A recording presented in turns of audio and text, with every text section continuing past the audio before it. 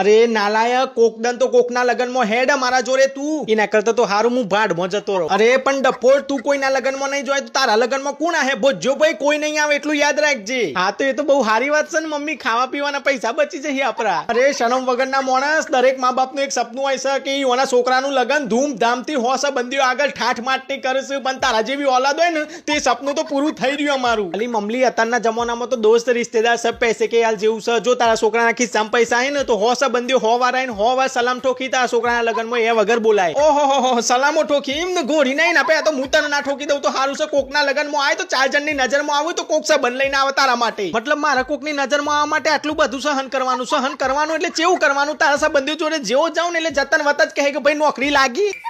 પાછા જોઈને મને પૂછવાનું કે બેટા ગવર્મેન્ટ જોબ લાગી જાય. યોને ખબર છે કે હું તૈયારી કરું છું તો એ મને પૂછ કરી લાગી જાય જાણી યોનો મદન ની પેલો ચોક પ્રાઇવેટ કંપનીમાં કાળી મજૂરી કરતો હોય તો એ મને પૂછે છે લાગી જાય. અને એટલું જ નહીં, જો સંબંધી પૈસા વાળો હોય ને તો મારા બાપને તે લોકો કોઈ સમજતા જ નહીં. ગમે તેના આગળ બધોના આગળ કોક ટોન્ટ માઇન્ડ મારા બાપની ઇજ્જત કાઢી નાખી, પણ એ લોકોને ખબર નહીં કે મારું ચડતું હોય છે. ધી બેન જારા કરાઈ નાખે એ બધોને પૈસા વાળોને. છેલ્લે જો મામલી તમારા સંબંધીઓ છે તો તમે નિભાવો સંબંધવાળી, મારે નહીં સહન કરવી એ બધી બીમારી. ગોરી ના